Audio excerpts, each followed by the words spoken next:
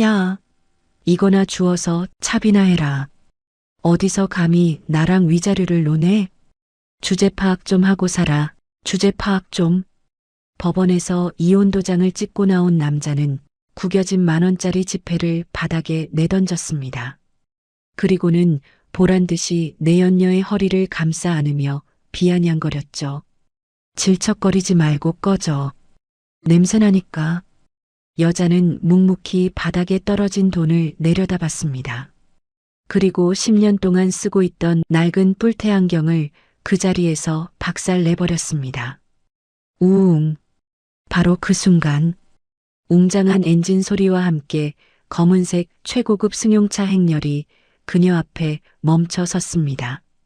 남자가 자기를 위한 축하쇼라고 착각하며 웃고 있을 때 뒷좌석에서 내린 수행원이 여자에게 허리를 숙였습니다. 회장님, 모시러 왔습니다. 그제야 남자의 얼굴이 흑빛으로 변하기 시작했습니다. 가장 비참하게 버림받은 날 가장 화려하게 부활한 한 여자의 통쾌한 참교육. 안녕하세요, 사연TV 가족 여러분. 오늘도 저희 채널을 찾아주셔서 감사합니다. 여러분들은 지금 어느 곳에서 이 영상을 보고 계시나요? 영상을 시청하기 전 구독과 좋아요 눌러주시면 오늘 하루도 당신에게 행운이 가득할 거예요. 오늘의 사연 시작합니다. 쿵, 쿵.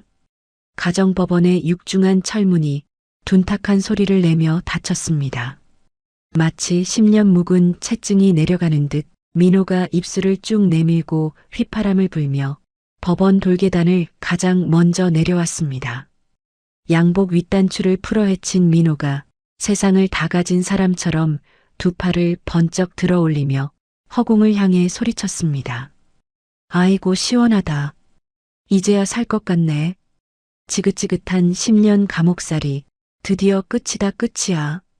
민호가 덩실덩실 춤이라도 출 기세로 법원 마당을 휘젓고 다녔습니다.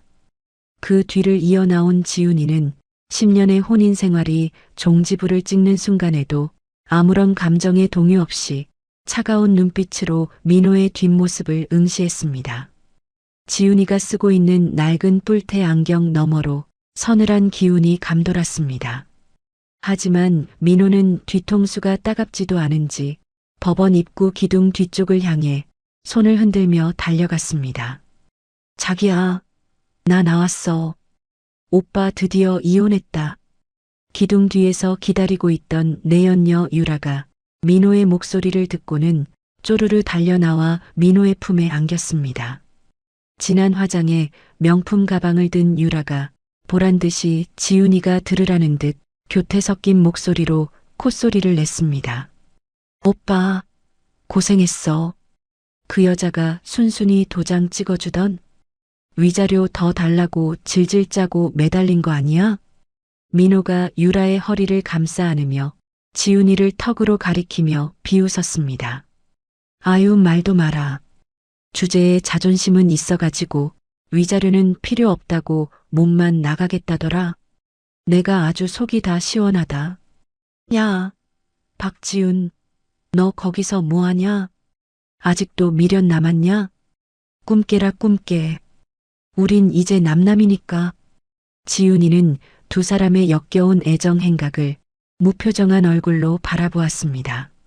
마치 길가에 있는 쓰레기 봉투를 보는 듯한 건조하고 메마른 눈빛이었습니다. 지훈이가 아무 대꾸도 하지 않고 서 있자 민호가 기분이 나쁘다는 듯 인상을 찌푸리며 주머니에서 지갑을 꺼냈습니다. 지갑 안에는 빳빳한 10,000원짜리 지폐들이 가득했지만 민호는 일부러 구석에 박혀있던 꼬깃꼬깃하게 구겨진 지폐 한 장을 집어들었습니다. 야, 너 빈손으로 나간다며?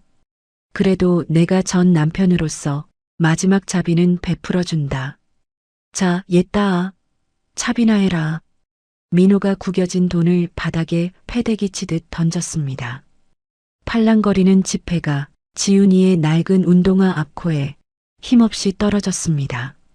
바람에 날리는 돈을 주울 생각도 하지 않은 채 지훈이는 그저 민호의 경박한 행동을 바닥에 떨어진 오물을 보듯 조용히 내려다보았습니다. 그 눈빛이 어찌나 매섭고 차가운지 한여름 뙤약볕 아래서도 소름이 돋을 지경이었습니다. 하지만 승리감에 도취한 민호는 지훈이의 침묵을 패배자의 굴복으로 착각하고는 더욱 기고만장해져서 입을 놀렸습니다. 뭐야? 돈이 적다 이거냐? 주제 파악 좀 해라 박지훈. 고아에다가 가진 거 하나 없는 너한테는 그 돈도 감지덕지야 알아?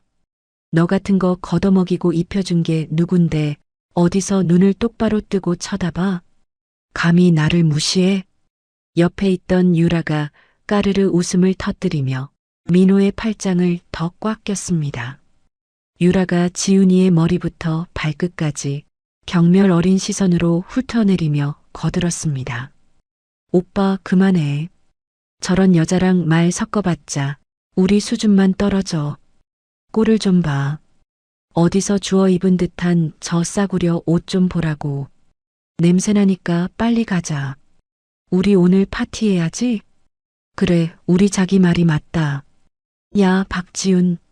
너네 부모가 그렇게 가르치던? 아, 맞다. 너 부모 없지? 가정교육을 못 받아서 그런가. 염치라는 게 없어요. 염치라는 게. 그 돈 주어서 국밥이라도 사 먹고 다시는 내 눈앞에 띄지 마라. 재수 없으니까. 민호가 바닥에 침을 퇴뱉으며 지훈이에게 등을 돌렸습니다. 유라 역시 지훈이에게 메롱하고 혀를 내밀며 민호의 손을 이끌고 도로 쪽으로 걸음을 옮겼습니다. 두 사람은 마치 개선장군이라도 된 것처럼 어깨를 으스대며 택시를 잡으려 손을 흔들었습니다. 택시, 여기요 택시. 지훈이는 멀어지는 두 사람의 뒷모습을 보며 주머니 속에 넣어둔 휴대폰을 꽉 쥐었습니다. 손끝에서 느껴지는 차가운 금속의 감촉이 지훈이의 심장 박동과 함께 진동했습니다. 이제 더 이상 참을 필요도 숨길 이유도 없었습니다. 지난 10년간의 모욕과 멸시, 그리고 뼈를 깎는 듯한 인내의 시간이 주마등처럼 지훈이의 머릿속을 스쳐 지나갔습니다. 그래, 끝났어. 내 긴 시험은 바로 오늘로 끝이다. 지훈이가 나직하게 움쪼리는 순간이었습니다. 민호와 유라가 히히덕거리며 빈 택시를 향해 달려가던 바로 그때 법원 앞 도로의 공기가 무겁게 가라앉기 시작했습니다. 어디선가 들려오는 육중한 기계 소리가 사람들의 웅성거림을 단숨에 삼켜버렸습니다. 우웅, 우웅. 마치 거대한 맹수가 울부짖는 듯한 낮고 묵직한 구동음이었습니다. 택시를 잡으려던 민호가 멈칫하며 소리가 나는 쪽으로 고개를 돌렸습니다. 주변에 있던 사람들도 하나둘씩 걸음을 멈추고 눈이 휘둥그레져서 한 곳을 응시했습니다. 오빠, 저게 뭐야? 유라가 놀란 토끼 눈을 하고 민호의 옷자락을 잡아 끌었습니다. 멀리서 검은색 차량의 행렬이 비상등을 번쩍이며 법원 진입로를 향해 미끄러지듯 들어오고 있었습니다. 그것은 평범한 차들이 아니었습니다. 햇빛을 받아 눈부시게 번쩍이는 차체와 압도적인 크기를 자랑하는 검은색 최고급 승용차들의 행렬이었습니다. 맨 앞 선두 차량을 필두로 똑같은 모양의 검은 승용차 5대가 마치 군대 사열을 하듯 줄을 지어 들어오는 광경은 보는 이들을 압도하기에 충분했습니다. 와, 대박이다. 오빠, 저 차들 좀 봐. 저거 회장님들이나 타는 차 아니야? 뉴스에서나 보던 건데? 민호 역시 입을 다물지 못한 채 넋을 잃고 차량 행렬을 바라보았습니다.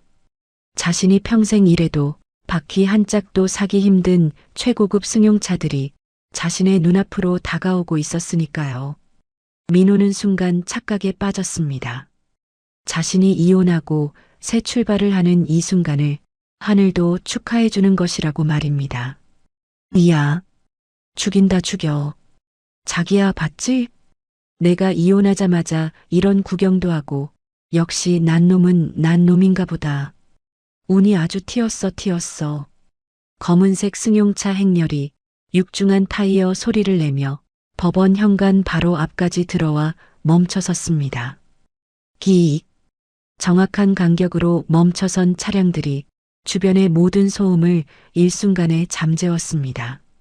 민호와 유라가 서 있던 바로 코앞이었습니다.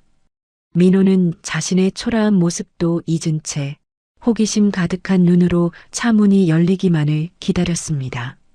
과연 저 안에서 누가 내릴지, 누구길래 이런 요란한 등장을 하는지 궁금해서 미칠 지경이었습니다.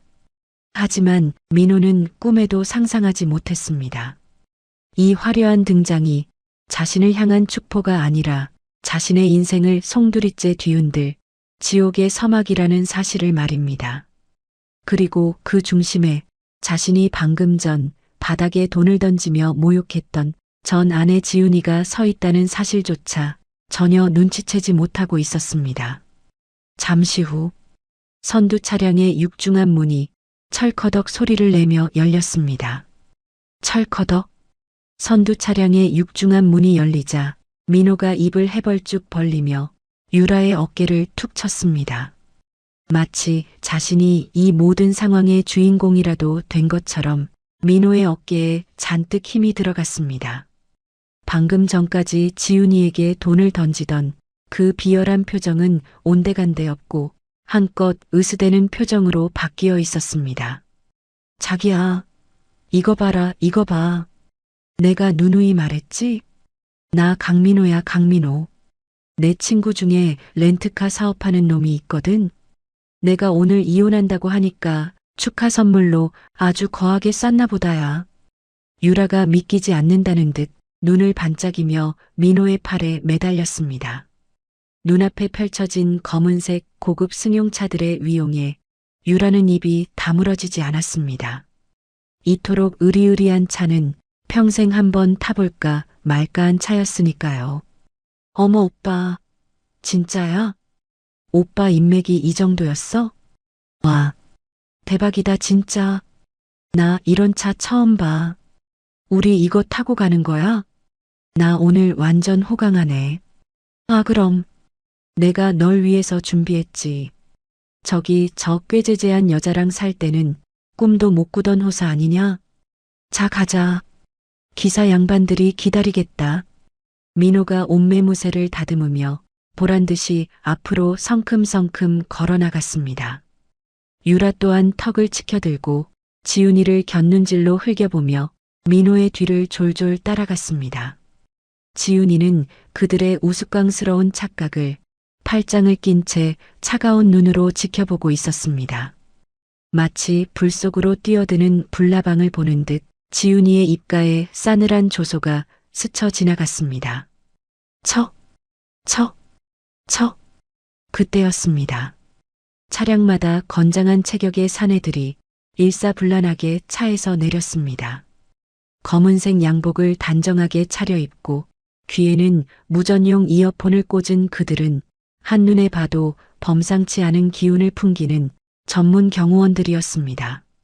그들의 날카로운 눈빛과 딱 벌어진 어깨는 보는 사람을 위축되게 만드는 위압감이 있었습니다. 하지만 상황 파악이 안 된 민호는 그저 기사들이 마중 나온 줄로만 알고 손을 번쩍 들어 흔들었습니다. 어이, 여기야 여기. 수고가 많으십니다들. 아니 무슨 차를 이렇게 많이 가져왔어? 우리 2명인데 한 대면 되는데 하하. 내 친구가 손이 좀 크구먼. 민호가 너스레를 떨며 맨 앞 차량으로 다가가 문을 잡으려 했습니다. 바로 그 순간이었습니다. 탁! 가장 앞에 서 있던 경호원 하나가 무표정한 얼굴로 민호의 앞을 가로막았습니다. 바위처럼 단단한 손이 민호의 가슴팍을 거칠게 밀쳐냈습니다. 물러서십시오. 짧고 굵은 한마디였습니다. 경호원의 힘에 밀려 민호가 뒤로 서너 걸음 비틀거리며 물러났습니다.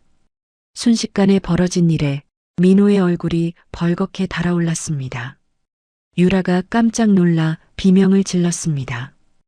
야, 오빠 괜찮아? 아니 이 사람들이 미쳤나? 손님한테 이게 무슨 짓이에요?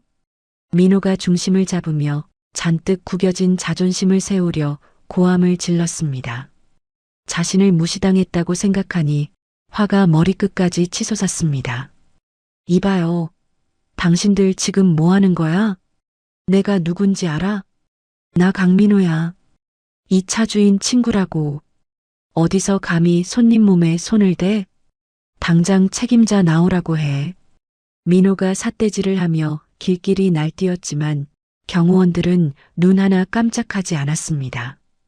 그들은 마치 거대한 벽처럼 서서 민호와 유라가 차량 근처에 얼씬도 못하게 완벽하게 차단하고 있었습니다. 주변에 있던 구경꾼들이 하나둘씩 모여들어 수군거리기 시작했습니다. 무슨 일이야? 저 남자 쫓겨나는 것 같은데? 친구라더니 아닌가 봐. 사람들의 비웃음 섞인 시선이 쏟아지자 민호는 얼굴이 화끈거려 견딜 수가 없었습니다. 어떻게든 이 상황을 수습해야 했습니다.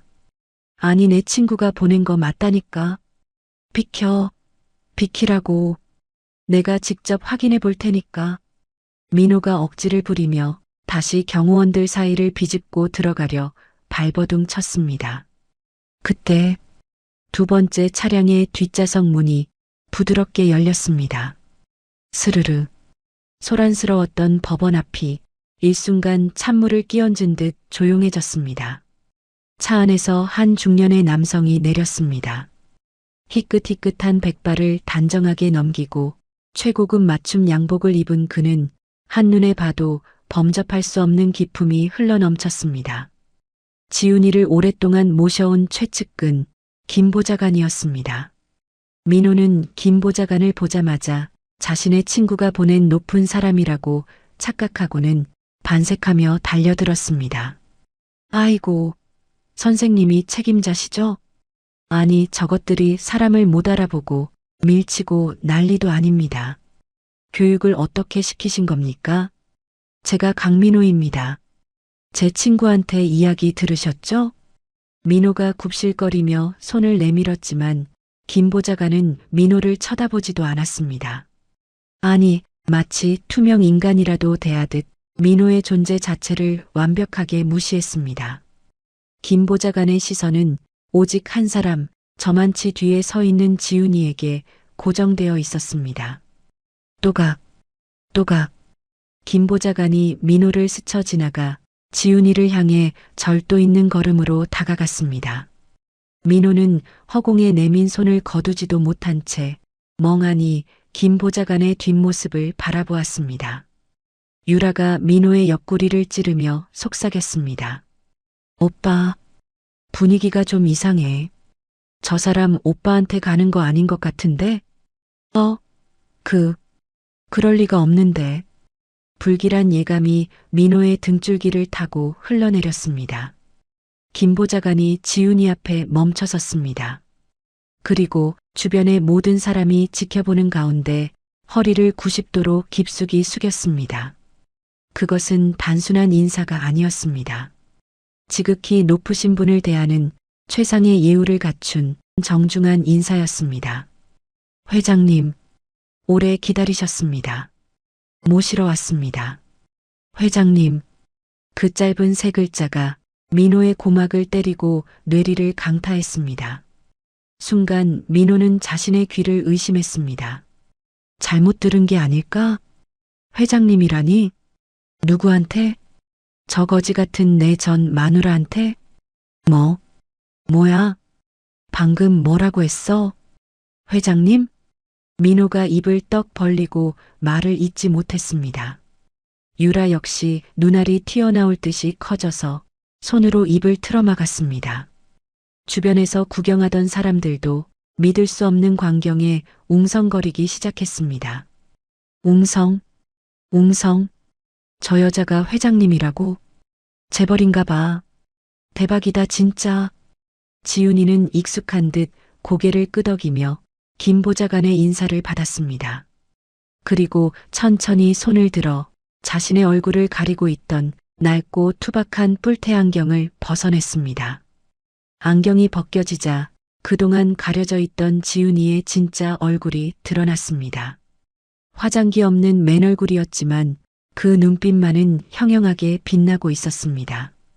10년 동안 순종적인 며느리, 주눅든 아내를 연기했던 박지훈은 사라지고 대한민국 굴지의 그룹을 이끌어갈 냉철하고 도도한 신임 회장 박지훈만이 그 자리에 서 있었습니다. 지훈이가 안경을 바닥에 툭 던졌습니다. 민호가 던졌던 구겨진 10,000원짜리 지폐 옆에 깨진 안경이 나뒹굴었습니다. 그것은 과거와의 완벽한 결별을 의미했습니다. 지훈이가 고개를 돌려 넋이 나간 표정으로 서 있는 민호를 바라보았습니다. 싸늘하다 못해 시리도록 차가운 눈빛이었습니다. 강민호 씨, 지훈이의 입술이 달싹였습니다. 10년 동안 여보, 당신이라고 불렀던 호칭은 사라지고 타인을 부르는 건조한 호칭만이 남았습니다. 민호는 너무 놀라 목소리조차 나오지 않았습니다. 다리가 후들거리고 심장이 터질 것만 같았습니다. 눈앞에 있는 저 여자가 내가 알던 그 지훈이가 맞나 싶었습니다. 지훈아, 너. 민호가 떨리는 손가락으로 지훈이를 가리켰지만 지훈이는 픽하고 헛웃음을 지었습니다. 그 웃음은 민호를 향한 마지막 비웃음이자 자신을 올가매던 굴레를 벗어던지는 승리의 미소였습니다. 택시는 당신이나 타고 가. 난 내 차 타고 갈 테니까. 지훈이의 짧고 강렬한 한마디에 민호는 망치로 뒤통수를 얻어맞은 듯 멍해졌습니다. 지훈이가 뒤도 돌아보지 않고 몸을 돌렸습니다. 김보좌관이 재빠르게 움직여 가운데 있는 가장 크고 화려한 승용차의 뒷문을 열었습니다.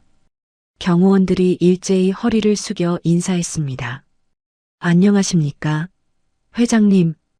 우렁찬 경호원들의 목소리가 법원 앞을 쩌렁쩌렁하게 울렸습니다.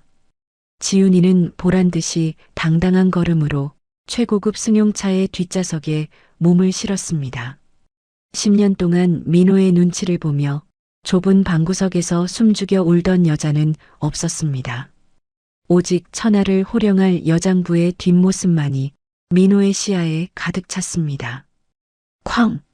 묵직한 문 닫히는 소리가 민호와 지훈이의 세계를 완벽하게 갈라놓았습니다. 민호는 닫힌 차 문을 보며 무언가 말을 하려 했지만 입술만 뻐끔거릴 뿐이었습니다. 이 모든 상황이 몰래카메라가 아닐까?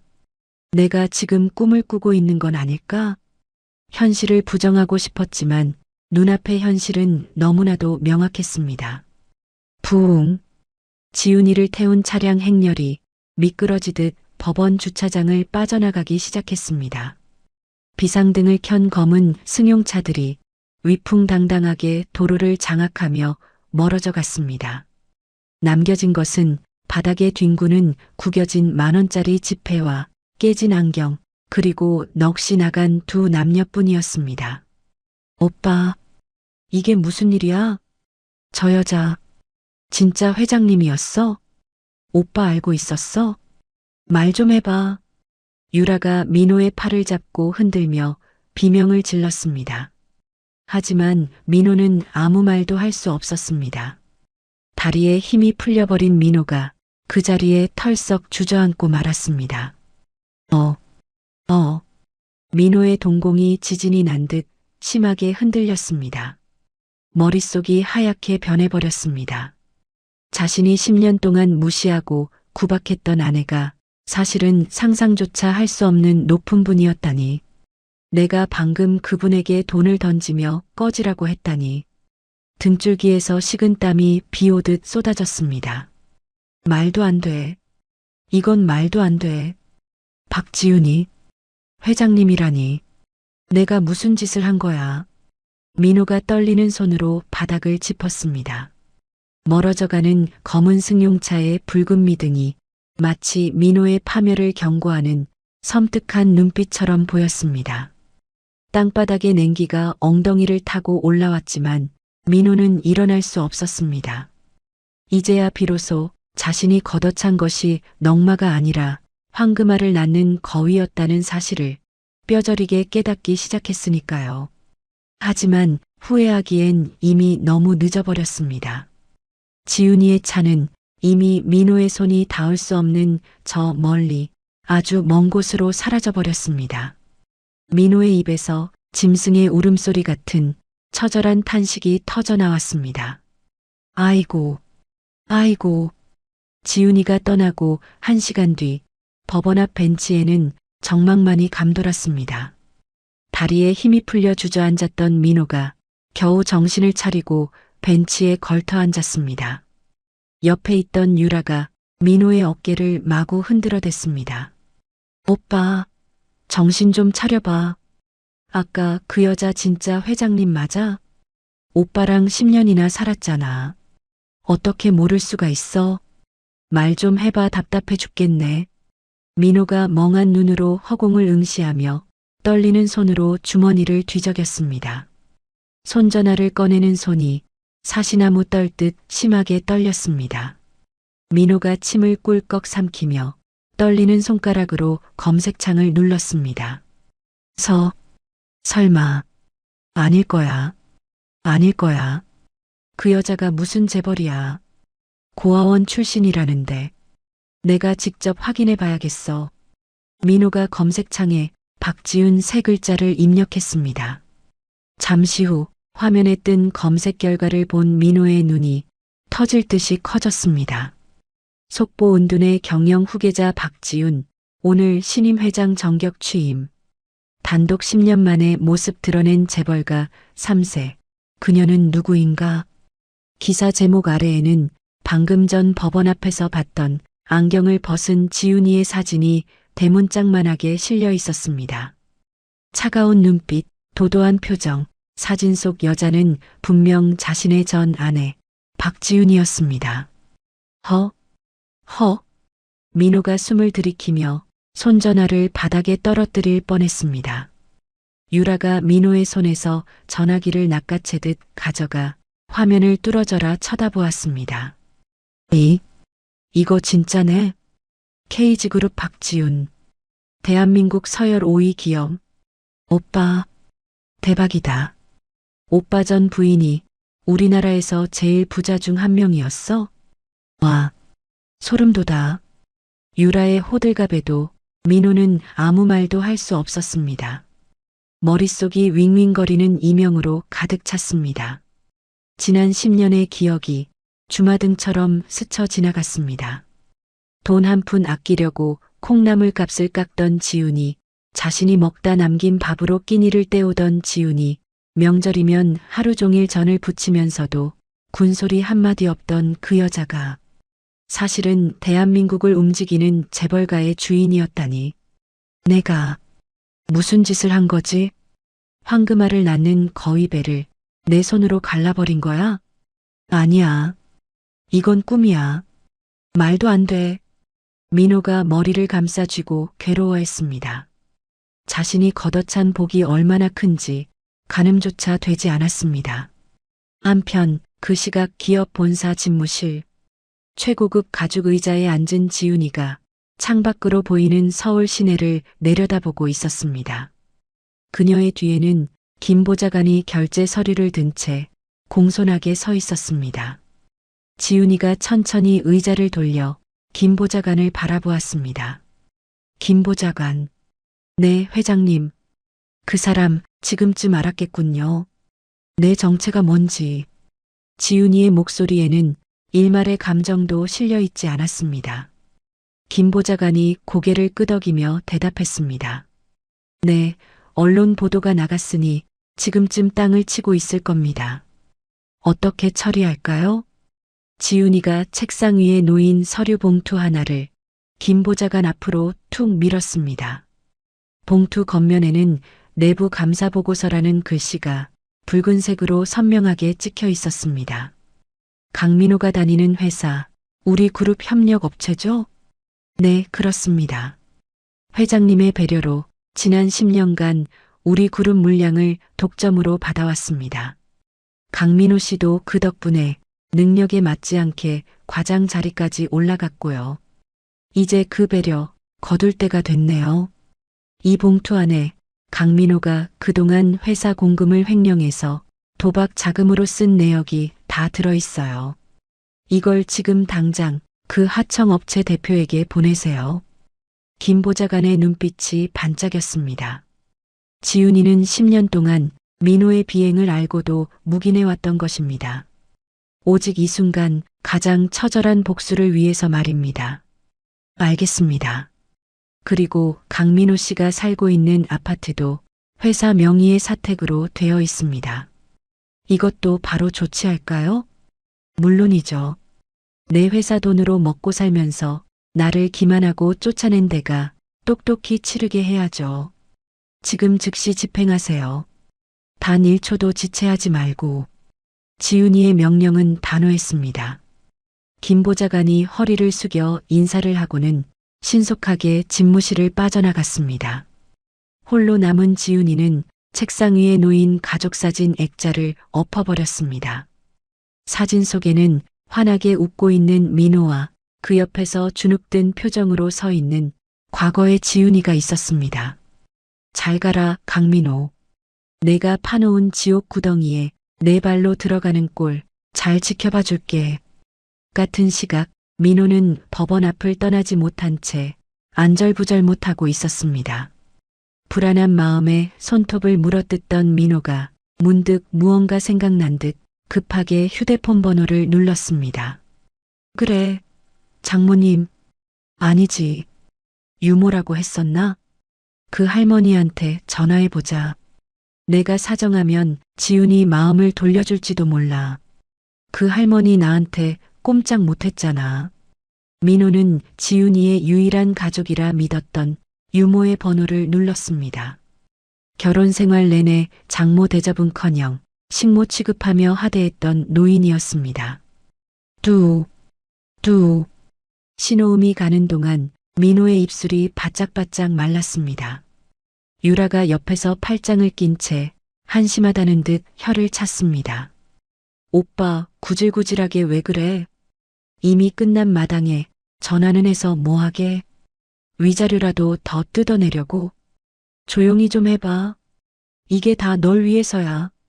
지훈이 마음만 돌리면 내 인생이, 아니 우리 인생이 펴는 거라고. 그때 수화기 너머로 차가운 기계음이 들려왔습니다. 지금 거신 번호는 없는 번호입니다. 다시 확인하시고 걸어주시기 바랍니다. 뭐야? 없는 번호라고? 민호가 믿을 수 없다는 듯 다시 한번 통화 버튼을 눌렀지만 결과는 똑같았습니다. 지훈이가 철저하게 준비하고 떠났다는 사실에 민호의 등골이 오싹해졌습니다. 이 독한 년. 번호까지 싹 다 바꾸고 잠수를 타? 설마. 집도? 불길한 예감이 민호의 뇌리를 스쳤습니다. 민호가 벌떡 자리에서 일어났습니다. 야타, 빨리 집에 가봐야겠어. 민호가 유라의 손목을 낚아채듯 끌고 택시에 올라탔습니다. 집으로 가는 내내 민호는 다리를 떨며 손톱을 물어뜯었습니다. 제발 집만은 무사하기를. 아직 내 짐이 거기 있으니 쫓아내진 못했을 거라고 스스로를 위로했습니다. 기익. 택시가 아파트 단지 앞에 도착하자마자 민호는 허겁지겁 내려 현관으로 뛰어갔습니다. 유라도 헐레벌떡 그 뒤를 따랐습니다. 승강기를 타고 올라가는 시간이 마치 1년처럼 길게 느껴졌습니다. 7층에 도착해 승강기 문이 열리자마자 민호는 현관문 앞으로 돌진했습니다. 문이 왜 이래? 민호의 눈앞에 믿고 싶지 않은 광경이 펼쳐졌습니다. 현관문에는 붉은색 딱지가 덕지덕지 붙어 있었고 대문짝만하게 퇴거 명령서가 붙어 있었습니다. 민호가 떨리는 손으로 도어락 덮개를 열고 비밀번호를 눌렀습니다. 띠띠띠띠. 삐익. 경고음. 왜 안 열려? 1234 맞잖아. 다시. 띠띠띠띠. 삐익. 비밀번호는 이미 바뀌어 있었습니다. 굳게 닫힌 철문은 마치 지훈이의 다친 마음처럼 꿈쩍도 하지 않았습니다. 민호가 문고리를 잡고 흔들며 미친 사람처럼 고함을 질렀습니다. 열어, 문 열어. 이게 내 집인데 왜 문이 안 열려? 누구 마음대로 비번을 받고? 박지훈, 너 안에 있지? 나와. 당장 나오라고. 쾅, 쾅, 쾅. 민호가 주먹으로 철문을 두드렸지만 돌아오는 건 묵묵부답뿐이었습니다. 그때 복도 끝에서 경비원과 관리소장이 서류 뭉치를 들고 나타났습니다. 관리소장이 민호를 보더니 쯧쯧 혀를 차며 다가왔습니다. 어이쿠, 강민호 씨 오셨네. 안 그래도 기다리고 있었습니다. 여기 짐은 1층 관리실 옆에 다 빼놨으니까 얼른 가져가세요. 네, 짐을 빼다니요? 아니 소장님, 이게 무슨 날벼락입니까? 제가 집주인인데 누가 마음대로 짐을 빼요? 이거 주거침입죄인 거 모르세요? 민호가 핏대를 세우며 따지자 관리소장이 코웃음을 치며 서류 한 장을 민호의 눈앞에 들이밀었습니다. 주거침입은 무슨... 강민호 씨, 아직 상황 파악이 안 되시나 본데. 이 집 회사 사택이에요, 사택. 본사에서 강민호 씨 징계해고 통보 내려왔고 사택 퇴거 명령까지 같이 떨어졌습니다. 오늘부로 강민호 씨는 이 아파트 출입 금지입니다. 해고요? 제가 잘렸다고요? 민호의 다리에 힘이 풀렸습니다. 회사 사택이라니. 지훈이가 자기 명의로 된 집이라고 했었는데 그게 다 거짓말이었단 말인가. 아니, 그동안 자신이 누렸던 모든 것이 지훈이의 능력 덕분이었다는 사실이 뼈아프게 다가왔습니다. 띠링, 띠링. 그 순간 민호의 주머니 속 손전화가 미친 듯이 울리기 시작했습니다. 민호가 넋이 나간 표정으로 화면을 확인했습니다. 문자 귀하의 신용거래가 정지되었습니다. 문자 밀린 외상값 독촉 안내. 법적 조치 예정. 문자회사법인 지원금 회수 통보. 연달아 쏟아지는 문자 폭탄에 민호는 숨조차 쉴 수 없었습니다. 유라가 민호의 어깨 너머로 그 문자들을 훔쳐보고 있었습니다. 유라의 표정이 순식간에 싸늘하게 식어갔습니다. 유라가 민호의 팔을 뿌리치며 한 걸음 뒤로 물러섰습니다. 오빠, 이거 뭐야? 오빠 집도 없고 회사도 잘리고 신용 불량자까지 된 거야? 완전 빈털털이네. 민호가 당황하며 유라의 손을 잡으려 했습니다. 자, 자기야, 그게 아니고 오해가 있어. 내가 다시 지훈이 만나서 잘 이야기하면 짝! 날카로운 파열음이 복도를 울렸습니다. 유라가 민호의 뺨을 세차게 올려붙였습니다. 고개가 돌아간 민호가 얼얼한 뺨을 감싸 쥐고 유라를 쳐다보았습니다. 이 미친놈아, 정신 차려. 전 마누라가 회장님인데 너 같은 거지를 다시 만나주겠니? 아이고 내 팔자야. 내가 재벌 사모님 소리 듣나 했더니 신용 불량자 마누라 될 뻔했네. 야 강민호, 우리 끝이야. 다시는 나한테 연락하지 마. 재수 옴 붙으니까. 유라야, 너마저 가면 어떡해. 유라야. 유라는 민호가 잡을세라 하이힐 소리를 요란하게 내며 계단으로 뛰어내려가 버렸습니다. 텅 빈 복도에 홀로 남겨진 민호. 집도 직장도 여자도 단 하루 만에, 아니 단 몇 시간 만에 모든 것이 모래성처럼 무너져 내렸습니다. 으악! 민호가 머리를 쥐어뜯으며 괴성을 질렀습니다. 하지만 그것은 반성이 아니었습니다. 자신을 이렇게 만든 지훈이에 대한 지독한 원망과 분노였습니다. 박지훈, 내가 감히 나를 이렇게 짓밟아? 내가 이대로 죽을 것 같아? 어림없지. 어림없어. 민호의 눈에 시뻘건 도끼가 서렸습니다. 이대로 물러설 수는 없었습니다. 죽더라도 지훈이의 바짓가랑이라도 물어뜯어야겠다고 생각했습니다. 회사로 가자. 가서 다 뒤집어 엎어버릴 거야. 내 인생 망친 데가 똑똑히 받아내고 말겠어.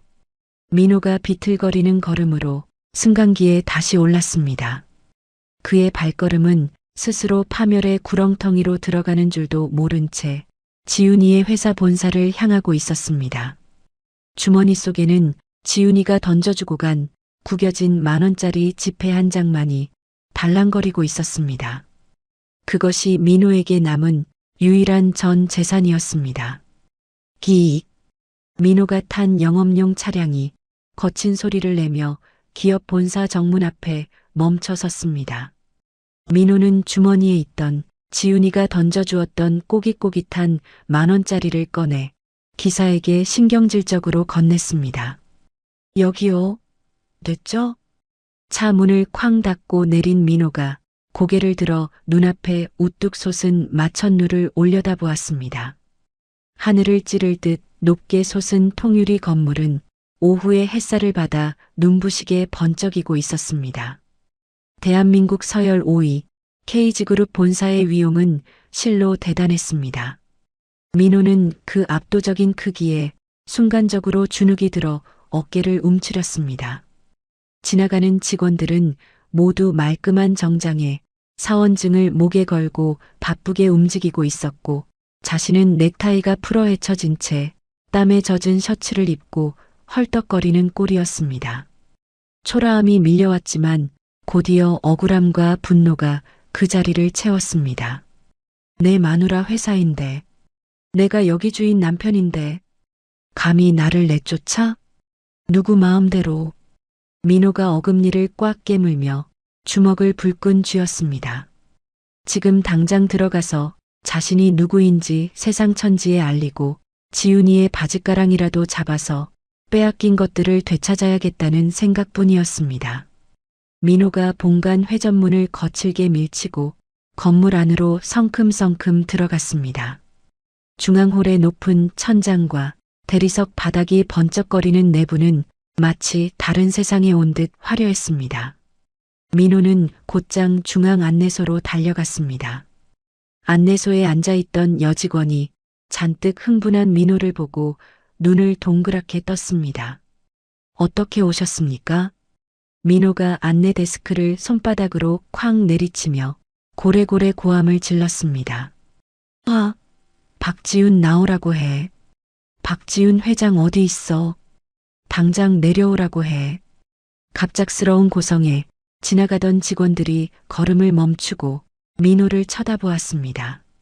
여직원이 당황한 기색을 감추며 침착하게 응대하려 애썼습니다. 선생님, 약속은 하고 오셨나요? 성함이 어떻게 되시는데요? 약속은 무슨 얼어 죽을 약속이야. 나 박지훈 남편이다. 이 회사 회장 남편이라고. 내 마누라 내가 보겠다는데 무슨 약속이 필요해. 당장 비서실에 연락해서 강민호가 왔다고 전해. 빨리 안 해? 민호의 입에서 튀는 침이 사방으로 튀었습니다. 그때였습니다. 홀 곳곳에 서 있던 검은 양복의 보안 요원들이 소란을 감지하고 민호에게로 달려왔습니다. 무전기로 무언가 다급하게 주고받던 그들이 순식간에 민호의 양팔을 뒤로 꺾어 제압했습니다. 선생님, 여기서 이러시면 안 됩니다. 업무 방해입니다. 나가서 이야기하시죠. 아, 이거 안 나? 너네 다 미쳤어? 내가 누군 줄 알고 몸에 손을 대. 나 회장 남편이야. 너네 다 자르고 싶어서 환장했어? 민호가 발버둥을 치며 악을 썼지만 건장한 보안 요원들의 힘을 당해낼 수는 없었습니다. 민호는 짐승처럼 울부짖으며 바닥에 질질 끌려나갈 판국이었습니다. 바로 그 순간 중앙홀 안쪽에 있는 전용 승강기의 문이 딩동 소리와 함께 열렸습니다. 스르르. 승강기 문이 열리자 수십 명의 임원진을 대동한 지훈이가 우아하고 당당한 걸음으로 걸어 나왔습니다. 잘 재단된 감색 정장을 입고 또각또각 구두 소리를 내며 걸어 나오는 지훈이는 누가 봐도 범접할 수 없는 제왕의 모습이었습니다. 민호가 그 모습을 발견하고는 젖먹던 힘까지 짜내어 소리쳤습니다. 지훈아, 여보, 나 여기 있어. 나 좀 봐봐. 이것들이 나를 잡아. 여보. 지훈이가 걸음을 멈추고 소란스러운 쪽으로 고개를 돌렸습니다. 지훈이의 시선이 보안 요원들에게 붙들려 발버둥 치는 민호에게 닿았습니다. 하지만 지훈이의 눈빛에는 반가움도 연민도 없었습니다. 그저 귀찮은 벌레 한 마리가 자신의 앞길을 막고 있다는 듯한 싸늘한 경멸만이 가득했습니다. 지훈이가 천천히 민호 쪽으로 다가왔습니다. 임원들과 경호원들이 길을 터주었습니다. 민호는 지훈이가 다가오자 이제 살았다는 듯 표정이 밝아졌습니다. 여보, 그래, 당신이 올 줄 알았어. 이것들 좀 치워봐. 아니, 내가 당신 좀 보러 왔는데 이 무식한 놈들이 나를 죄인 취급하잖아. 나 당신 남편이잖아. 민호가 보안 요원들의 손을 뿌리치고 지훈이의 옷자락을 잡으려 손을 뻗었습니다. 하지만 지훈이의 곁을 지키던 김 보좌관이 재빨리 앞을 막아서며 민호의 손을 쳐냈습니다. 탁! 물러서십시오. 민호가 휘청거리며 뒤로 물러나자 지훈이가 차가운 목소리로 입을 열었습니다. 남편? 누가 당신 남편이야? 우린 법적으로 이미 깨끗하게 끝난 남남이야. 잊었어? 지훈이의 서슬 퍼런 일갈에 민호가 움찔하며 말문이 막혔습니다. 주변에 있던 수많은 직원이 숨을 죽이고 두 사람을 지켜보고 있었습니다. 민호는 창피함과 다급함에 얼굴이 붉어졌다 하얘졌다를 반복했습니다. 아니, 여보, 그건 당신이 나를 속인 거잖아. 당신이 재벌 딸인 거 숨기고 나를 감쪽같이 속여서 이혼 도장 찍게 만든 거잖아. 이건 사기 이혼이야. 무효라고. 그리고 어떻게 하루아침에 사람을 회사에서 자르고 집에서도 내쫓아? 우리가 함께한 정이 10년인데 어떻게 이렇게 잔인해? 민호가 억울하다는 듯 가슴을 치며 호소했습니다. 지훈이가 피식 헛웃음을 흘렸습니다. 그 웃음이 어찌나 차갑고 날카로운지 민호의 심장을 도려내는 것만 같았습니다. 지훈이가 한 걸음 더 가까이 다가와 민호의 눈을 똑바로 응시하며 말했습니다. 당신 입에서 정이라는 단어가 나오니 역겨워서 토가 나올 것 같네. 지난 10년 동안 당신이 나한테 보여준 게 정이었니? 돈 없다고 무시하고 부모 없다고 구박하고 밥상머리에서 반찬 투정하며 밥그릇 던지던 게 그게 당신이 말하는 정이야? 지훈이의 목소리가 점점 높아지며 중앙홀 전체에 쩌렁쩌렁 울려 퍼졌습니다. 민호는 꿀먹은 벙어리처럼 입을 다물었습니다. 지훈이의 말 하나하나가 틀린 것이 하나도 없었기 때문입니다. 그리고 내가 당신을 속였다고? 아니, 난 당신을 시험한 거야. 가진 것 없는 나를 당신이 진짜 사랑하는지 아니면 내 배경을 사랑하는지. 그런데 결과는 참담하더군. 당신은 내가 고아의 빈털터리인 척하니까 바로 쓰레기 취급하며 버렸잖아. 안 그래? 그건 당신이 버린 건 돈 없는 아내가 아니라 당신 인생에 찾아온 마지막 행운이자 기회였어. 이제 와서 매달려봐야 소용없어. 내 눈앞에서 당장 사라져. 내 회사 물 흐리지 말고. 지훈이의 말이 끝나자마자 보안 책임자에게 눈짓을 보냈습니다. 지훈이의 눈빛을 읽은 책임자가 우렁찬 목소리로 명령했습니다. 끌어내. 네. 보안 요원들이 다시 민호에게 달려들었습니다.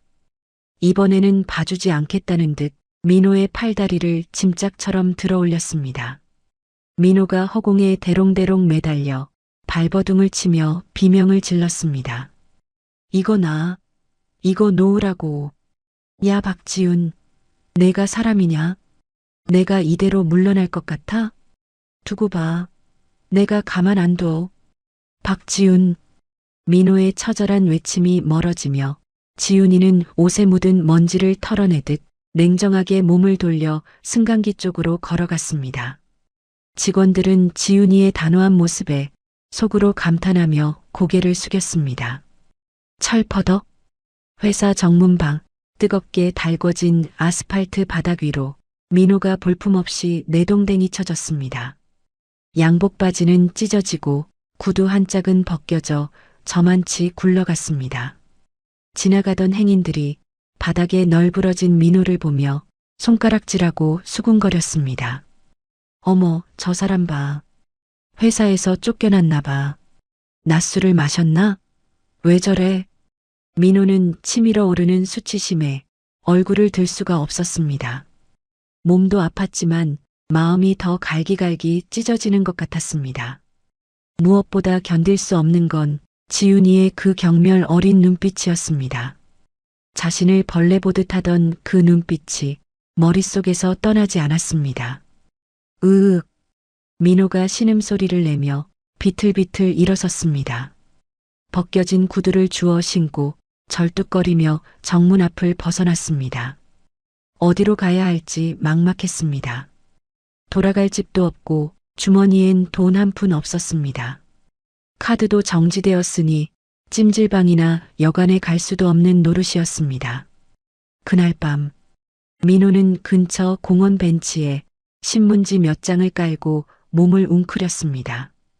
밤이 되자 찬 바람이 불어와 얇은 셔츠 사이로 파고들었습니다. 배고픔이 밀려왔습니다. 꼬르륵거리는 배를 움켜쥐고 민호는 밤하늘을 올려다보았습니다. 불과 어제까지만 해도 따뜻한 집에서 지훈이가 차려준 김이 모락모락 나는 쌀밥과 된장찌개를 먹고 있었는데 지금은 노숙자 신세가 되어 추위와 배고픔에 떨고 있었습니다. 지훈이가 해준 계란말이가 먹고 싶다. 김치찌개도 참 맛있었는데 민호의 눈에서 후회의 눈물이 주르륵 흘러내렸습니다. 하지만 그 눈물은 진정한 참회가 아니었습니다. 자신의 처지에 대한 연민과 지훈이에 대한 원망이 뒤섞인 비겁한 눈물이었습니다. 민호는 흐르는 눈물을 소매로 닦아내며 이를 갈았습니다. 박지훈, 내가 나를 이렇게 비참하게 만들었지. 내가 이대로 죽을 줄 알아? 천만의 말씀. 나는 잃을 게 없는 사람이야. 잃을 게 없는 사람이 얼마나 무서운지 똑똑히 보여주겠어. 다음 날 아침, 공원 벤치에서 쪽잠을 잔 민호가 부스스한 얼굴로 일어났습니다. 눈곱이 낀 눈을 비비며 민호는 공원 화장실로 향했습니다. 찬물로 세수를 하고 거울을 보니 몰골이 말이 아니었습니다. 하지만 민호의 눈빛만은 도끼로 이글거리고 있었습니다. 민호는 거울 속 자신의 모습을 노려보며 비릿한 미소를 지었습니다. 그래, 도덕적으로 매장시켜주마. 재벌가 회장이 조강지쳐버리고 힘없는 서민 남편을 짓밟았다고 소문을 내면 세상이 가만히 있지 않을 거야.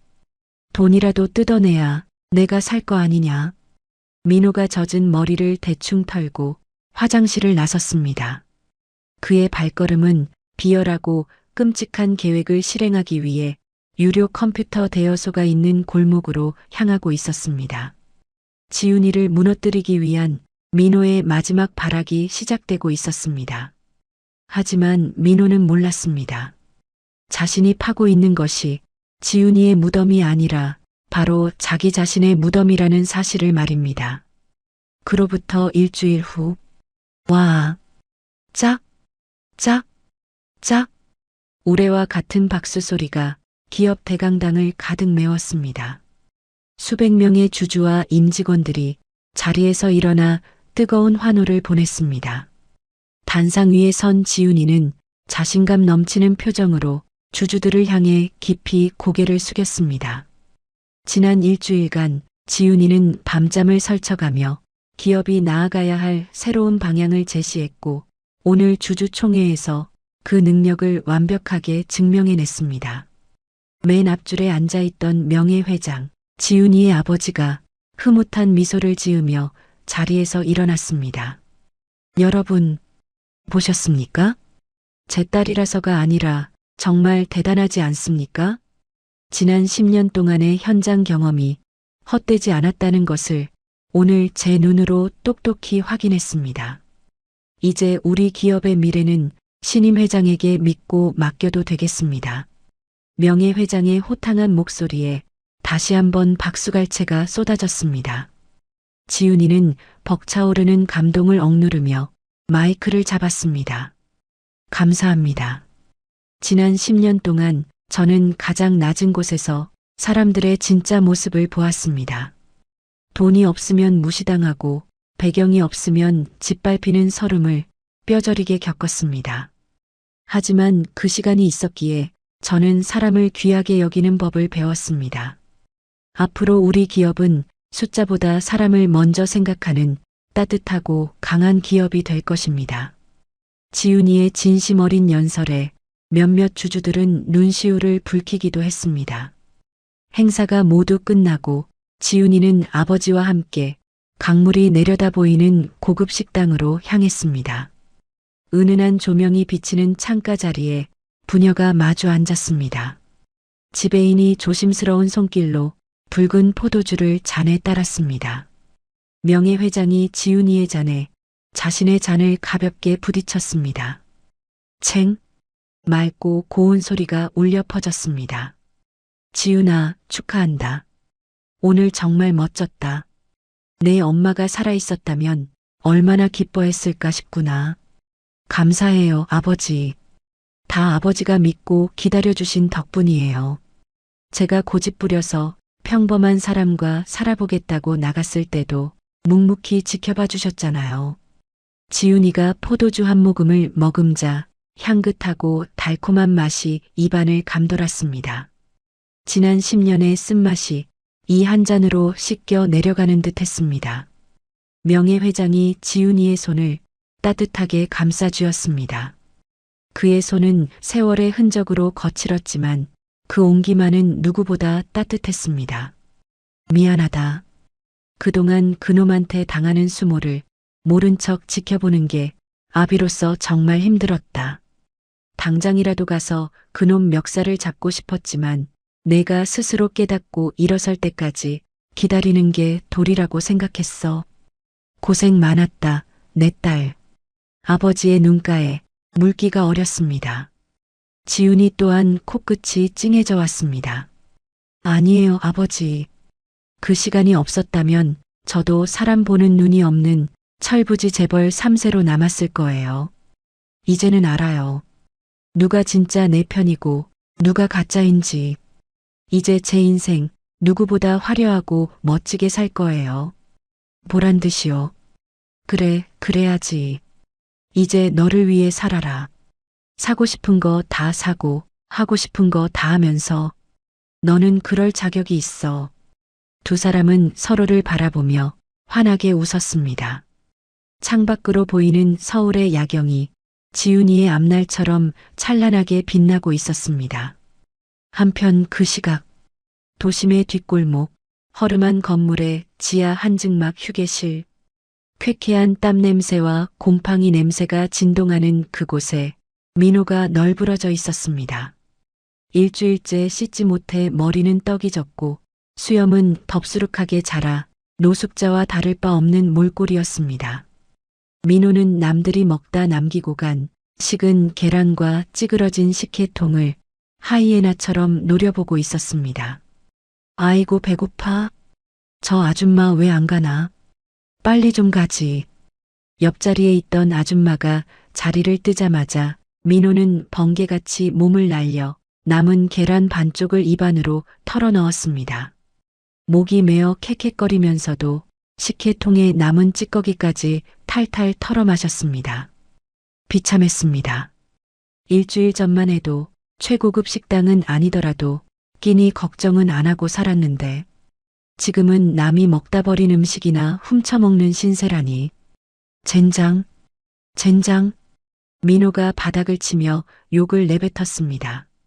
그때 휴게실 벽에 걸린 대형 텔레비전 화면이 바뀌며 저녁 종합보도가 흘러나왔습니다.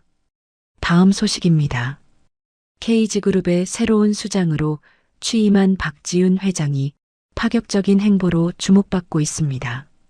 오늘 주주총회에서 박 회장은 화면 가득 화려한 정장을 입고 당당하게 웃고 있는 지윤이의 모습이 클로즈업 되었습니다.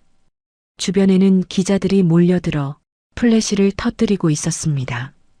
그 모습은 마치 여왕의 대관식 같았습니다. 민호는 씹고 있던 계란이 목구멍에 걸린 듯 턱 막혀왔습니다.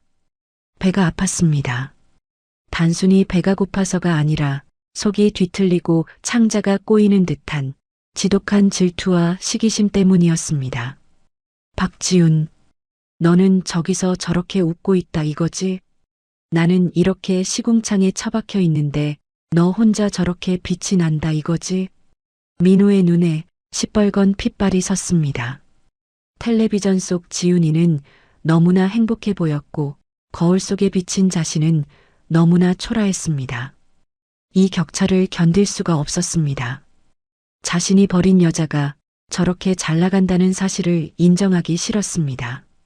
두고 봐라. 저 웃음 내가 피눈물로 바꿔줄 테니까. 나만 죽을 순 없지. 내가 못 가지면 부셔버리기라도 해야 직성이 풀리지. 민호가 자리에서 벌떡 일어났습니다. 주머니를 뒤져보니 동전 몇 개와 1,000원짜리 몇 장이 전부였습니다. 민호는 그 돈을 챙겨 한증막을 나섰습니다. 그의 발걸음이 향한 곳은 건물 2층에 있는 유료 컴퓨터 대여소였습니다. 타닥, 타닥, 타다닥.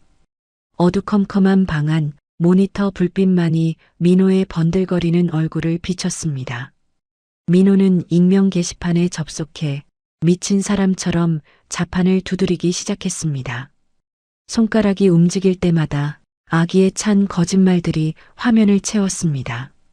제목 재벌가 회장이 된 여자, 제 인생을 망쳤습니다. 흐흐흐. 그래 이거야. 자극적이어야 사람들이 보지. 민호가 비릿한 웃음을 흘리며 내용을 채워나갔습니다. 저는 오늘 취임한 박모 회장의 전 남편입니다. 그 여자는 자신의 신분을 철저히 속이고 힘없는 서민인 저와 결혼했습니다.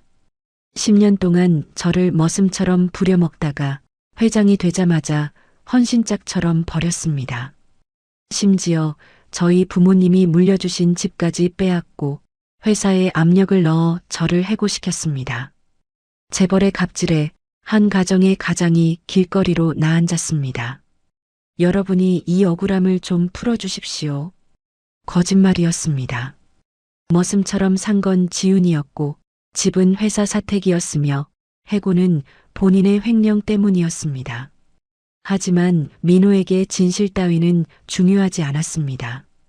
중요한 건 사람들을 선동해서 지윤이를 깎아내리고 그녀에게 흠집을 내는 것뿐이었습니다. 자, 전송 버튼만 누르면 내일 아침이면 난리가 나겠지? 천하의 박지윤이 서민 남편을 등쳐먹었다? 이거 완전 특종감이잖아. 그러면 회사 주가도 떨어질 거고 주주들이 가만 안 있을걸? 그때 내가 짠하고 나타나서 입 다무는 조건으로 한몫 챙기면 되는 거야. 민호는 자신의 완벽한 계획에 도취하여 낄낄거리며 웃었습니다. 엔터키를 누르는 그의 손가락에 힘이 들어갔습니다. 딸깍. 게시물이 등록되었습니다. 민호는 연달아 다른 사이트에도 접속해 비슷한 내용의 글을 복사해서 붙여넣기 시작했습니다. 댓글 조작까지 서슴지 않았습니다. 익명일와 진짜 재벌들 무섭네. 익명이 저런 여자가 회장이라니 불매 운동합시다. 익명삼 남편분 너무 불쌍해요. 힘내세요. 혼자서 북치고 장구치며 여론을 조작하는 민호의 모습은 광기 그 자체였습니다. 하지만 민호는 꿈에도 몰랐습니다. 자신이 지금 두드리고 있는 그 자판이 자신의 목을 조르는 밧줄을 꼬고 있다는 사실을 말입니다. 같은 시각 기업 본사 지하 보안 상황실. 수십 개의 모니터가 벽면을 가득 채우고 있었습니다. 그중 하나의 모니터에 민호가 올린 게시글이 실시간으로 떴습니다. 법무팀 직원들과 보안 요원들이 그 화면을 주시하고 있었습니다. 팀장님 떴습니다. 예상대로 움직입니다. 지금 종로구에 있는 한 컴퓨터 대여소에서 접속했습니다. IP 주소 확보했습니다. 보안팀장이 차가운 눈빛으로 화면을 바라보며 무전기를 들었습니다. 김 보좌관님께 보고드려 미끼를 물었다고. 증거자료 토시 하나 빼놓지 말고 캡처해서 저장해. 삭제할지도 모르니까 실시간으로 서버에 백업해두고. 알겠습니다. 지금 바로 변호사에게 넘겨서 명예훼손 및 허위사실, 유포죄 고소장 작성하겠습니다. 아니, 아직은 아니야. 회장님 지시가 있었어. 더 확실하게, 더 깊은 수렁에 빠질 때까지 기다리라고 하셨다. 지금 잡으면 잔챙이밖에 안 돼. 이놈이 제 발로 언론사 찾아가서 얼굴 까고 인터뷰할 때까지 놔둬. 그래야 다시는 재기불능으로 만들 수 있으니까. 보안팀장의 입가에 서늘한 미소가 번졌습니다. 모니터 속 민호의 게시글은 순식간에 조회수가 올라가고 있었습니다. 하지만 그것은 민호의 승리가 아니었습니다. 지훈이가 쳐놓은 거미줄에 스스로 날아들고 있는 어리석은 먹잇감의 몸부림일 뿐이었습니다. 다음 날 아침 컴퓨터 대여소 의자에서 쪽잠을 잔 민호가 뻐근한 허리를 두드리며 일어났습니다. 밤새 올린 글들의 반응이 궁금해 눈을 뜨자마자 모니터를 켰습니다. 예상대로 댓글창은 난리가 나 있었습니다. 지훈이를 욕하는 댓글, 재벌가를 비난하는 댓글들이 수두룩했습니다. 됐다. 됐어. 흐흐흐. 박지훈, 이제 내 세상은 끝이야. 감히 나를 건드려? 어디 한번 맛 좀 봐라. 민호가 주먹을 불끈 쥐며 승리의 쾌재를 불렀습니다. 자신을 지켜보는 눈이 있다는 사실은 까맣게 모른 채 민호는 더 큰 한방을 준비하기 위해 자리를 박차고 일어났습니다. 그의 주머니 속에는 지훈이를 무너뜨릴 가짜 증거들이 물론 민호의 머릿속에서만 존재하는 가득 들어있는 것만 같았습니다. 민호가 콧노래를 부르며 어두운 지하 계단을 올라갔습니다. 그 계단 끝에는 빛이 아니라 더 깊은 어둠이 기다리고 있었습니다. 평화롭던 어느 날 오후, 따르릉, 따르릉, 기업 본사 비서실의 전화벨이 비명처럼 울려 퍼졌습니다. 다급한 목소리가 수화기를 통해 흘러나왔습니다. 비상입니다. 명예회장님께서 집무실에서 쓰러지셨습니다. 지금 구급차가 출동했습니다.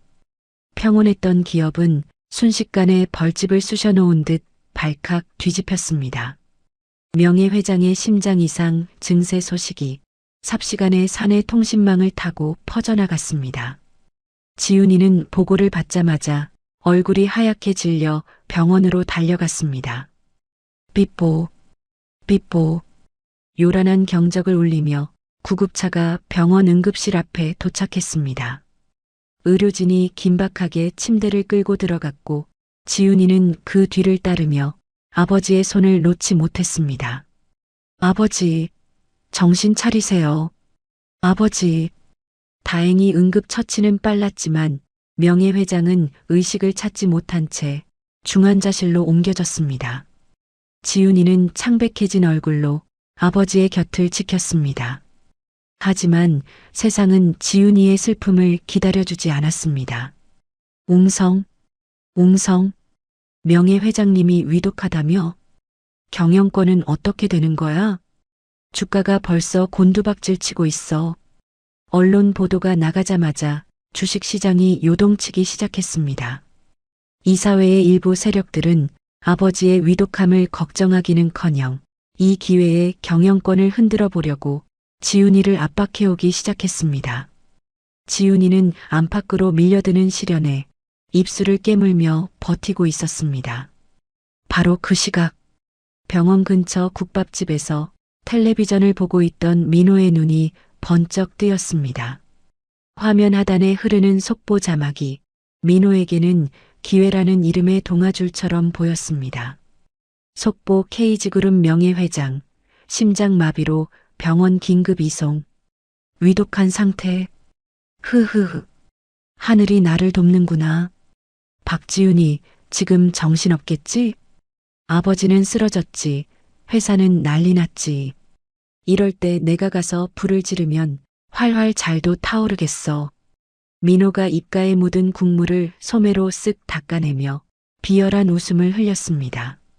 민호는 곧장 근처 시장으로 달려가 가장 싼 검은색 양복 한 벌을 샀습니다. 사이즈도 맞지 않아 어깨가 축 처지고 바지 밑단은 질질 끌리는 싸구려 양복이었습니다. 하지만 민호는 거울을 보며 만족해했습니다. 초라해 보일수록 사람들의 동정심을 사기에는 더 좋다고 생각했기 때문입니다. 좋아, 완벽해. 재벌가에 핍박받고 쫓겨난 불쌍한 사위의 모습 딱이네. 민호는 곧바로 공중전화로 달려가 평소 알고 지내던 삼류 잡지사 기자에게 전화를 걸었습니다. 아니, 인터넷에서 찾은 모든 언론사에 제보 전화를 돌리기 시작했습니다. 여보세요? 거기 보도국이죠? 제가 특종 하나 드리려고 합니다. 지금 쓰러지신 명예회장님 사위입니다. 네, 박지윤 회장 남편 되는 사람입니다. 제가 지금 병원으로 갈 건데 와서 보시면 아주 재밌는 그림이 나올 겁니다. 재벌가의 추악한 민낯을 제가 다 까발려 드리겠습니다. 민호의 목소리는 흥분으로 떨렸습니다. 전화를 끄는 민호는 시장통에서 산 양파를 꺼내 눈 밑에 쓱쓱 문질렀습니다. 매운 기운에 눈물이 핑 돌자 만족스러운 듯 병원을 향해 뛰기 시작했습니다. 잠시 후 병원 본관 들머리는 이미 소식을 듣고 몰려온 취재진으로 인산인해를 이루고 있었습니다. 그때 검은색 헐렁한 양복을 입은 민호가 기자들 틈으로 비집고 들어갔습니다. 민호는 일부러 다리를 절뚝거리며 세상 다 잃은 표정으로 카메라 앞에 섰습니다. 기자님들, 여기 좀 봐주십시오. 제가 바로 저 위에 누워 계신 명예회장님의 사위 강민호입니다. 민호가 목청을 높이자 수십 개의 카메라 플래시가 일제히 민호를 향해 터졌습니다. 펑, 펑, 펑. 눈부신 조명 세례를 받자 민호는 마치 자신이 비련의 주인공이라도 된 듯 바닥에 털썩 주저앉아 통곡을 시작했습니다. 아이고 아버님, 어쩌다 이렇게 되셨습니까? 제가 못난 놈이라서 아버님을 지켜드리지 못했습니다. 기자들이 웅성거리며 민호에게 마이크를 들이밀었습니다. 강민호 씨 되십니까? 지금 어떤 상황입니까? 이혼했다는 소문이 있던데 사실입니까? 박지윤 회장과는 어떤 관계입니까? 질문이 쏟아지자 민호는 기다렸다는 듯 준비해온 거짓말 보따리를 풀어놓았습니다. 눈물 콧물을 범벅해가며 민호는 지윤이를 천하의 페류나로 몰아갔습니다. 사실입니다. 제 아내, 아니 박지윤 회장이 되자마자 저를 내쫓았습니다. 제가 돈 없고 힘없는 집안 출신이라고 10년 동안 머슴처럼 부려먹더니 이제 쓸모 없어지니까 헌신짝처럼 버린 겁니다. 아버님이요? 그분도 박지윤 회장이 쓰러뜨린 겁니다. 경영권 빨리 내놓으라고 병상에 계신 아버님을 협박하다가 충격받고 쓰러지신 거라고요. 네, 그게 정말입니까? 박 회장이 아버지를 협박했다고요? 기자들이 술렁거리며 민호의 말을 받아 적기에 바빴습니다. 민호는 분위기가 달아오르자 더욱 목소리를 높였습니다. 제가 그걸 말리다가 이렇게 쫓겨나고 폭행까지 당했습니다. 보십시오. 이 멍든 자국들 안 보입니까? 재벌이 사람을 때리고 집도 뺏고 직장도 뺏었습니다. 이게 대한민국 재벌의 현실입니다. 여러분. 민호가 소매를 걷어붙이며 며칠 전 술 마시고 넘어져 생긴 멍 자국을 마치 맞은 상처인 양 보여주었습니다. 사람들은 혀를 차며 지훈이를 비난하기 시작했습니다. 여론이 자기 편으로 넘어왔다고 확신한 민호는 이제 마지막 쇼를 보여줄 차례라고 생각했습니다. 비켜주십시오. 제가 올라가서 아버님을 베어야겠습니다. 사위로서 마지막 도리는 하게 해주십시오. 아버님, 민호가 왔습니다. 민호가 기자들을 이끌고 병실이 있는 특실병동으로 돌진했습니다. 수많은 인파가 우르르 몰려가자 병원 복도는 순식간에 아수라장이 되었습니다. 특실병동 앞을 지키고 있던 경호원들이 화들짝 놀라 민호의 앞을 가로막았습니다. 멈추십시오. 여기는 환자분들이 계신 곳입니다. 돌아가십시오. 하지만 민호는 멈추지 않았습니다. 오히려 경호원들에게 몸을 부딪히며 더 큰 소란을 피웠습니다. 이거 안 나? 내가 누군지 알아? 나 사위야, 사위. 장인어른 뵙겠다는데 너희가 뭔데 막아? 박지훈이 시키더냐? 못 들어오게 막으라고? 민호가 악을 쓰며 발길질을 해대자 경호원들도 곤란한 표정으로 밀려났습니다. 기자들은 이 자극적인 장면을 놓칠세라 연신 셔터를 눌러댔습니다. 민호는 카메라를 의식하며 일부러 바닥에 나뒹굴고 옷을 찢으며 피해자 코스프레를 했습니다. 아, 사람 살려. 경호원들이 사람 죽인다. 박지훈이 전 남편 죽이라고 시켰다. 여러분 이것 좀 찍어주세요. 저 억울해서 못 삽니다. 민호의 고함 소리가 조용해야 할 병원 복도를 쩌렁쩌렁 울렸습니다. 다른 병실에 있던 환자들과 보호자들도 놀라서 밖으로 나왔습니다. 난장판도 이런 난장판이 없었습니다. 민호는 속으로 쾌재를 불렀습니다. 그래, 더 시끄럽게, 더 크게. 이 정도면 박지훈도 가만히 못 있겠지. 제 발로 기어 나와서 돈다발 안겨줄걸? 바로 그때였습니다. 굳게 닫혀있던 특실병동의 가장 안쪽 명예회장이 입원해 있는 병실 문 안에서 지훈이는 이 모든 소리를 듣고 있었습니다. 아버지는 산소호흡기에 의지한 채 겨우 잠들어 계셨습니다. 의사 선생님이 절대 안정이 필요하다고 작은 소음도 조심해달라고 신신당부하고 나간 직후였습니다. 그런데 밖에서 들려오는 민호의 패륜적인 고함 소리에 지훈이의 인내심은 바닥을 드러내고 말았습니다. 사람이 어디까지 바닥일 수 있는 걸까? 지훈이가 입술을 깨물었습니다. 자신을 욕하는 건 참을 수 있었습니다. 하지만 생사가 오가는 아버지의 병실 앞에서 거짓으로 사람들을 선동하고 아버지의 안정을 해치는 행동은 도저히 용서할 수 없었습니다. 이것은 넘지 말아야 할 선을 넘은 것이었습니다. 지훈이의 눈에서 뜨거운 분노가 차갑게 식어내렸습니다. 더 이상 참는 것은 미덕이 아니었습니다. 이제는 끊어내야 할 악연이었습니다. 벌컥 지훈이가 병실 문을 거칠게 열어젖혔습니다. 문이 열리는 소리와 함께 복도를 가득 채우던 소음이 일순간에 뚝 끊겼습니다. 악을 쓰며 바닥에 드러누워 있던 민호도 사진을 찍던 기자들도 모두 숨을 죽이고 문 쪽을 바라보았습니다. 문 앞에 선 지훈이의 모습은 마치 지옥에서 올라온 심판자 같았습니다. 흐트러짐 없는 자세, 서리빨 같은 눈빛, 온몸에서 뿜어져 나오는 냉기에 주변 공기마저 얼어붙는 것 같았습니다. 지훈이가 천천히, 아주 천천히 민호에게 다가갔습니다. 또각, 또각, 구두굽 소리가 민호의 심장을 조여왔습니다. 바닥에 누워있던 민호가 슬그머니 몸을 일으켰습니다. 지훈이가 나오자 민호의 표정이 순식간에 바뀌었습니다. 방금 전까지 억울해 죽겠다던 표정은 사라지고 입가에 비릿하고 야비한 미소가 번졌습니다. 민호가 지훈이를 올려다보며 눈썹을 까딱였습니다. 나왔어? 오래도 걸리네. 거기 안에 숨어 있으면 모를 줄 알았어? 민호가 작은 목소리로 속삭였습니다. 기자들에게는 들리지 않게 오직 지훈이만 들을 수 있는 목소리였습니다. 어때? 상황 파악 좀 되냐? 지금 여론은 다 내 편이야. 내가 아무리 회장이라도 페류나 딱지 붙으면 경영하기 힘들걸? 그러니까 좋게 좋게 하자고. 알지? 내가 원하는 거. 민호가 엄지와 검지를 비비며 돈을 달라는 수신호를 보냈습니다.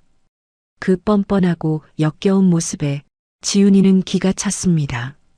아버지가 쓰러진 이 와중에도 돈을 뜯어낼 궁리만 하는 이 남자가 한때는 자신의 남편이었다는 사실이 치욕스러웠습니다. 하지만 지훈이는 흥분하지 않았습니다. 오히려 차분하게 민호를 내려다보며 입을 열었습니다. 그 목소리는 낮았지만 복도 끝까지 들릴 만큼 또렷했습니다. 그래, 원하는 게 그거였니? 돈? 잘하네. 그러게 진작 좀 챙겨주지 그랬어. 그랬으면 내가 이렇게까지 안 했잖아. 한 50억 정도면 내가 조용히 물러나 줄게. 기자들한테는 오해였다고 잘 말해줄 테니까 지금 당장 입금해. 민호가 승리감에 취해 낄낄거렸습니다. 지훈이가 고개를 끄덕였습니다. 그리고 뒤에 서 있던 김 보좌관을 향해 손을 내밀었습니다. 김 보좌관, 준비한 거 주세요. 네, 회장님. 김 보좌관이 두툼한 서류 봉투 하나를 지훈이의 손에 올려놓았습니다. 민호의 눈이 번쩍 뜨였습니다. 저 봉투 안에 수표가 들어있을 것이라고 민호는 철석같이 믿었습니다. 오, 역시 말이 통하네. 진작 그럴 것이지. 자, 이리 줘. 내가 확인해보고 마음에 들면 갈 테니까. 민호가 침을 꿀꺽 삼키며 봉투를 낚아채려 손을 뻗었습니다.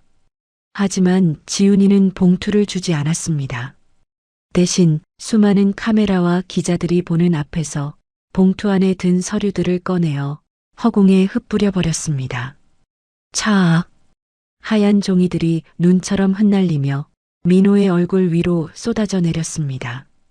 돈다발이 떨어질 줄 알았던 민호는 당황해서 허우적거렸습니다. 뭐야? 이게 뭐야?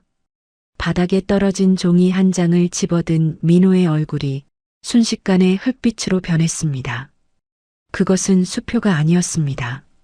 그 종이에는 강민호 횡령 및 배임 혐의 내역서, 불법 도박 자금 입출금 명세서, 그리고 허위 사실 유포 및 명예훼손 고소장이라는 글자가 선명하게 박혀 있었습니다. 이게... 민호가 말을 더듬으며 지훈이를 쳐다보았습니다. 지훈이가 팔짱을 끼고 싸늘한 미소를 지으며 말했습니다. 내가 원하는 돈은 없어. 대신 내가 지은 죗값은 치르게 해줄게. 아주 혹독하게. 지훈이의 선전포고에 민호는 뒷걸음질을 쳤습니다. 카메라 플래시가 이제는 민호의 당황한 얼굴을 향해 미친 듯이 터지기 시작했습니다. 함정인 줄도 모르고 제 발로 기어들어온 어리석은 짐승의 최후가 점점 다가오고 있었습니다. 차악!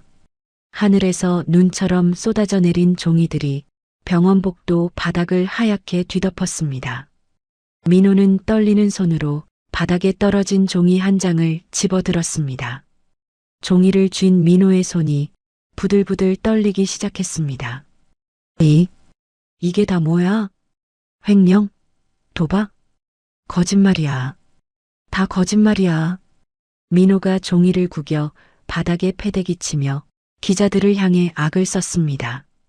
눈동자는 초점을 잃고 흔들리고 있었고 이마에서는 식은땀이 비오듯 쏟아졌습니다.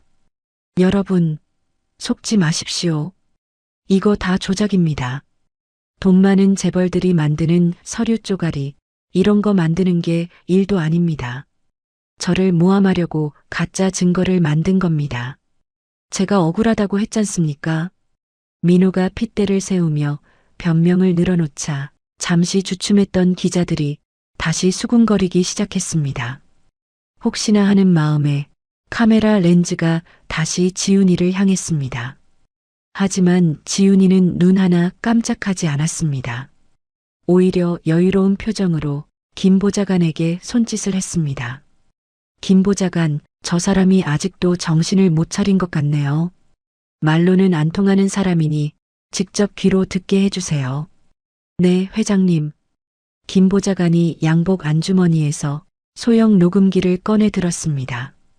그리고 기자들이 잘 들을 수 있도록 녹음기를 높이 치켜들고 재생 버튼을 눌렀습니다. 딸깍, 치지직. 잠시 잡음이 섞이는가 싶더니 곧이어 너무나도 익숙하고 선명한 목소리가 병원 복도에 울려 퍼졌습니다.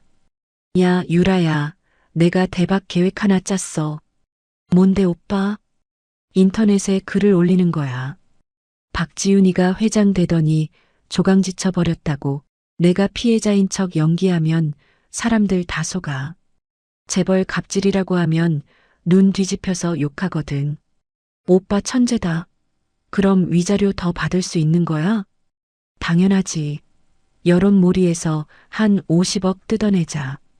그 돈 받으면 우리 해외로 뜨는 거야. 어때? 좋아, 좋아. 오빠만 믿을게. 뚝, 뚝, 뚝. 녹음이 끝나자 복도에는 숨막히는 정적이 감돌았습니다. 방금 전까지 민호의 편을 들어주던 기자들의 표정이 싸늘하게 식어갔습니다. 민호는 마치 얼음이 된 듯 입을 벌린 채 굳어버렸습니다. 자신의 목소리가 자신이 했던 추악한 모의가 토씨 하나 안 틀리고 세상에 공개된 것입니다. 민호가 뒷걸음질을 치며 김 보좌관을 가리켰습니다. 이거 불법 도청이야. 남의 통화를 엿들어? 너네 이거 범죄인 거 알지?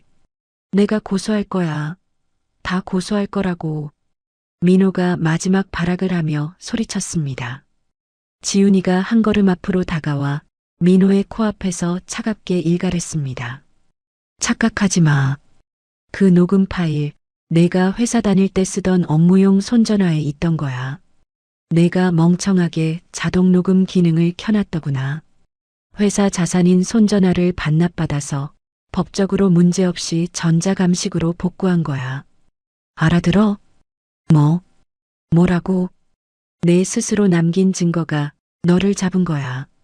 이제 더 이상 빠져나갈 구멍은 없어. 강민호. 지훈이의 말이 떨어지기가 무섭게 기자들의 플래시가 미친 듯이 터졌습니다. 이번에는 민호의 불쌍한 표정이 아니라 사기꾼의 당황한 표정을 담기 위해서였습니다. 펑. 강민호 씨, 녹음 내용 사실입니까? 대국민 사기극을 벌이신 겁니까? 내 연녀와 해외 도피를 계획했다는 게 맞습니까? 기자들의 질문이 화살처럼 쏟아졌습니다. 민호는 얼굴을 감싸쥐고 쥐구멍이라도 찾고 싶은 심정이었습니다. 모든 것이 들통났습니다. 자신의 비열한 계획도 거짓 눈물쇼도 이제는 만천하에 까발려졌습니다. 아니야. 아니라고. 비켜. 다 비키라고. 민호가 기자들을 밀치며 도망치려 몸부림쳤습니다. 바로 그때였습니다. 복도 끝에서 건장한 체격의 사내들이 인파를 헤치고 나타났습니다. 검찰 수사관들이었습니다. 강민호 씨 되십니까? 무표정한 수사관이 민호의 앞을 가로막았습니다. 민호가 겁에 질린 눈으로 수사관을 올려다보았습니다. 누구세요? 수사관이 품에서 종이 한 장을 꺼내 민호의 눈앞에 펼쳐 보였습니다. 법원에서 발부한 체포영장이었습니다. 서울중앙지검입니다. 강민호 씨를 특정경제범죄 가중처벌 등에 관한 법률 위반, 즉 업무상 횡령 및 배임, 그리고 정보통신망법상 허위사실 유포에 의한 명예훼손 혐의로 체포합니다. 체포라니요? 제가 뭘 했다고요? 저 억울합니다. 이거 다 모함이에요.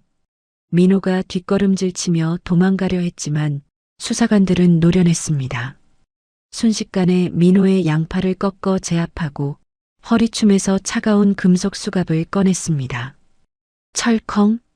차가운 쇠붙이가 민호의 손목을 조여왔습니다. 그 소리는 민호의 인생이 끝났음을 알리는 종소리와도 같았습니다. 수갑을 찬 채 바닥에 무릎을 꿇은 민호. 그의 눈에서 비로소 진짜 눈물이 터져 나왔습니다. 하지만 그것은 뉘우침의 눈물이 아니었습니다. 공포와 절망의 눈물이었습니다. 변호사 선임할 수 있고 변명할 기회 있습니다. 가서 조사받으시죠. 수사관들이 민호를 일으켜 세워 끌고 가기 시작했습니다. 민호가 버티며 고개를 돌려 지훈이를 찾았습니다. 지훈이는 팔짱을 낀 채 무표정한 얼굴로 민호가 끌려가는 모습을 지켜보고 있었습니다. 지훈아, 여보, 내가 잘못했어. 한 번만 봐줘. 우리 10년 정이 있잖아. 나 감옥 가기 싫어. 지훈아 제발. 민호가 목이 터져라 지훈이의 이름을 불렀습니다. 하지만 지훈이는 미동조차 하지 않았습니다. 지훈이의 곁에 있던 김 보좌관이 경호원들을 시켜 기자의 접근을 막으며 지훈이를 보호했습니다. 여보, 살려줘. 나 좀 살려줘. 민호의 처절한 비명이 병원 복도에 메아리 쳤습니다. 하지만 그 누구도 민호를 동정하지 않았습니다. 기자들은 끌려가는 민호의 뒷모습을 찍느라 바빴고 구경하던 시민들은 혀를 차며 손가락질했습니다. 쯧쯧. 인과응보지. 남의 눈에 눈물 나게 하면 제 눈에는 피눈물 나는 법이야. 쌤통이다 아주. 민호가 수사관들에게 질질 끌려 승강기 속으로 사라졌습니다. 문이 닫히는 마지막 순간까지 민호는 지훈이를 향해 손을 뻗었지만 그 손은 허공만 핥힐 뿐이었습니다. 민호가 사라지자 복도는 언제 그랬냐는 듯 조용해졌습니다. 지훈이는 깊은 한숨을 내쉬었습니다. 10년 묵은 체증이 내려가는 것 같았지만 한편으로는 마음 한구석이 씁쓸했습니다. 돈 때문에, 욕심 때문에 스스로 파멸의 길을 선택한 전 남편의 말로가 너무나도 비참했기 때문입니다. 회장님, 괜찮으십니까? 김 보좌관이 걱정스러운 듯 물었습니다. 지훈이가 고개를 끄덕이며 흐트러진 옷매무새를 다듬었습니다. 네, 괜찮아요. 이제야 진짜 끝난 것 같네요. 기자들 돌려보내고 병원 측에 사과 말씀 전해주세요. 소란 피워서 죄송하다고요. 알겠습니다. 처리하겠습니다. 지훈이는 김 보좌관에게 뒷수습을 맡기고 천천히 병실 문을 열었습니다. 바깥의 소란과는 달리 병실 안은 고요했습니다. 규칙적인 기계 소리만이 명예회장의 생명을 지탱하고 있었습니다. 비, 비, 비. 지훈이가 침대 곁으로 다가가 아버지의 야윈 손을 잡았습니다. 밖에서 그렇게 당당하고 강했던 신임 회장의 모습은 사라지고 어느새 아버지 걱정에 눈물 짓는 연약한 딸의 모습으로 돌아와 있었습니다. 아버지, 다 해결했어요. 그 사람 죗값 받으러 갔어요. 이제 아무도 우리를, 아버지를 괴롭히지 못해요. 그러니까 제발 눈 좀 뜨세요. 네. 지훈이의 눈물방울이 명예회장의 손등 위로 뚝뚝 떨어졌습니다. 그때였습니다. 병실 문이 열리고 하얀 가운을 입은 주치의가 급하게 들어왔습니다. 회장님, 방금 바이탈 수치가 정상으로 돌아왔습니다. 네, 그게 정말인가요? 지훈이가 놀란 눈으로 의사를 쳐다보았습니다. 의사가 모니터를 확인하고 청진기를 대보더니 안도의 한숨을 내쉬며 미소를 지었습니다. 천만다행입니다. 큰 고비는 넘기셨습니다. 심장 박동도 안정적이고 호흡도 돌아오셨습니다. 아마 곧 의식을 찾으실 겁니다. 아, 감사합니다. 정말 감사합니다, 선생님. 지훈이가 다리에 힘이 풀려 침대 옆 의자에 주저앉았습니다. 감사의 눈물이 하염없이 흘러내렸습니다. 모든 것이 제자리로 돌아오고 있었습니다. 나쁜 놈은 벌을 받고 소중한 사람은 곁에 남았습니다. 지훈이는 아버지의 손을 자신의 뺨에 대고 따뜻한 온기를 느꼈습니다. 아버지, 고마워요. 놔두고 안 떠나서 정말 고마워요. 이제 제가 더 잘할게요. 우리 행복하게 살아요. 잠시 후 명예 회장의 눈꺼풀이 파르르 떨리더니 천천히 눈이 떠졌습니다. 흐릿한 시야 사이로 울고 있는 딸의 얼굴이 들어왔습니다. 명예 회장이 힘겹게 손가락을 움직여 지훈이의 손을 꽉 잡았습니다. 유나.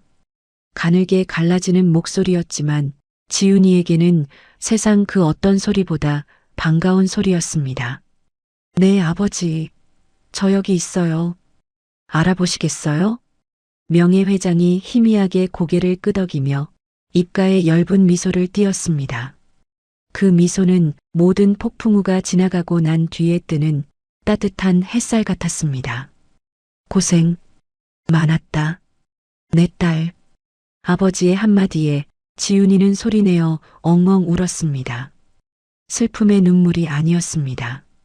안도와 기쁨, 그리고 새로운 시작을 알리는 희망의 눈물이었습니다. 창밖에서는 어느새 먹구름이 걷히고 눈부신 오후의 햇살이 병실 안으로 쏟아져 들어오고 있었습니다. 그 빛은 지훈이와 아버지를 따뜻하게 감싸 안으며 두 사람의 앞날을 축복해주는 듯 했습니다. 이제 지훈이에게 남은 것은 행복한 미래뿐이었습니다.